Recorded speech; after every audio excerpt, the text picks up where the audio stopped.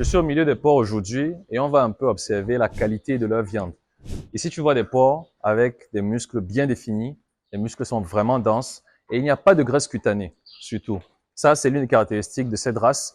Lorsqu'elle est nourrie avec un bon aliment, il n'y a pas de graisse cutanée sur leur peau.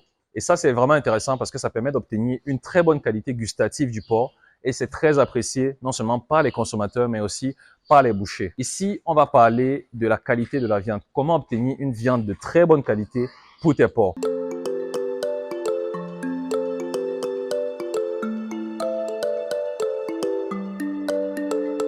La première étape, ça va être le bon choix de la race.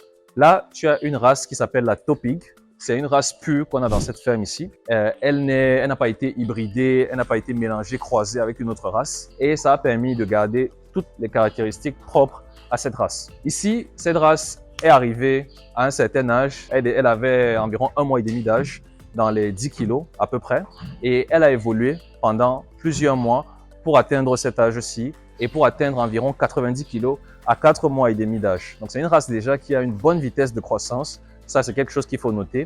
Lorsqu'on combine à la fois une bonne race, comme celle-ci par exemple, et l'aliment de très bonne qualité, on obtient une très bonne vitesse de croissance. Ici, on a une très bonne viande, comme je disais. Et la viande, c'est non seulement grâce au potentiel génétique de la race, parce que c'est une race qui est capable de se développer, de développer sa chair, de croître sans pour autant accumuler des excès de graisse sur la peau. Et c'est ça qui permet d'avoir une viande de si bonne qualité. Mais il n'y a pas que la race qui compte. Il y a aussi l'aliment. Parce que une bonne race mal alimentée avec un aliment déséquilibré va aussi donner une viande de piètre qualité. Mais ici, on a une bonne race et aussi un bon aliment bien équilibré et suffisamment riche qui permet à la race non seulement de grossir vite, mais aussi d'avoir une viande avec très peu de graisse et donc une très bonne qualité gustative, beaucoup de muscles et un corps vraiment dense. Tu peux le voir ici sur les vidéos. Tu peux observer par exemple au niveau de sa morphologie, la morphologie des différents sujets. Tu as des épaules bien relevées, tu as des muscles bien définis et tout ça permet d'avoir à la fin un porc qui a une viande suffisamment dense avec une bonne qualité de viande. Maintenant, je vais aussi parler rapidement de ce qu'il ne faut pas donner. J'en ai parlé dans une autre vidéo. Il ne faut surtout pas donner au porc des aliments de piètre qualité comme les drèches qui sont vraiment risqués pour les porcs parce qu'en plus, c'est assez humide et donc ça peut facilement être sujet à des infections, à des contaminations et même à des moisissures.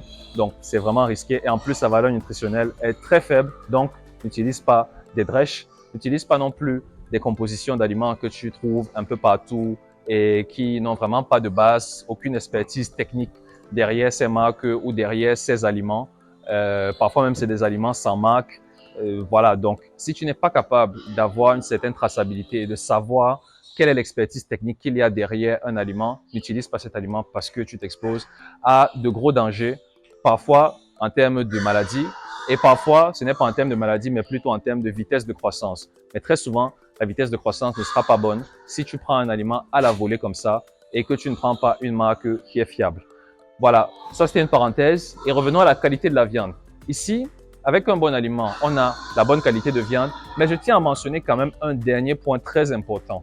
Si tu apprécies nos contenus et que tu veux nous encourager à en faire davantage, n'hésite surtout pas à t'abonner à la chaîne, à liker et à cliquer sur la cloche de notification pour ne rater aucune de nos futures vidéos sur comment réussir ton projet d'élevage en Afrique.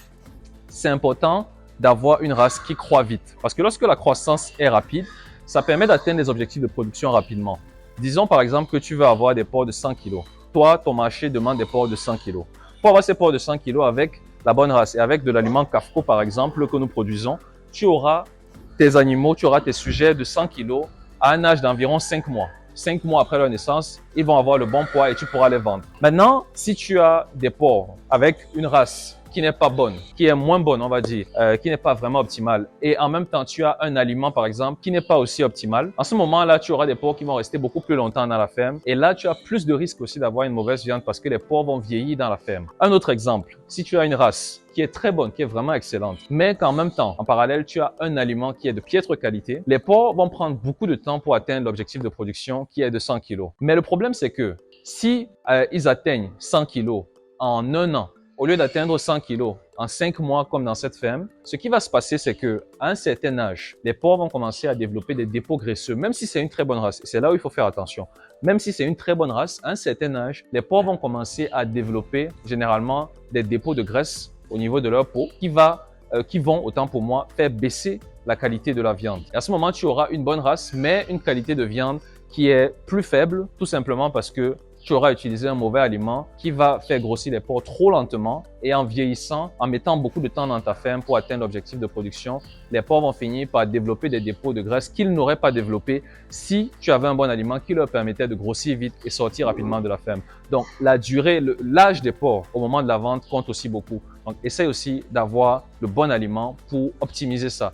Je parle de ce point parce que c'est un point aussi essentiel, puisque certains peuvent penser que la race va tout faire. La bonne race, tu peux aller chez un éleveur et tu vois une race qui te plaît, tu te dis « Ok, c'est super, je vais utiliser cette race aussi et j'aurai de la viande de bonne qualité comme cet éleveur. » Mais en fait, il ne faut pas oublier que si tu ne combines pas ça avec le bon aliment, ça donnera aussi ce genre de problème parce que à un certain âge, les porcs seront encore à la ferme parce que l'aliment n'est pas bon et ils vont commencer à diminuer, à réduire la qualité de leur viande naturellement parce qu'ils vont déposer de la graisse parce qu'ils vieillissent. Prête aussi attention à ça. Pour résumer la vidéo, est la bonne race, le bon aliment et en même temps, pour t'assurer que cette combinaison sera gagnante, va marcher, prends l'aliment qui est de très bonne qualité de façon à permettre que tes porcs sortent de la ferme rapidement parce qu'ils ont grossi vite et qu'ils ont atteint l'objectif de production rapidement, ce qui va éviter qu'ils déposent trop de graisse et que leur qualité de viande commence à diminuer à un certain âge. Bon aliment,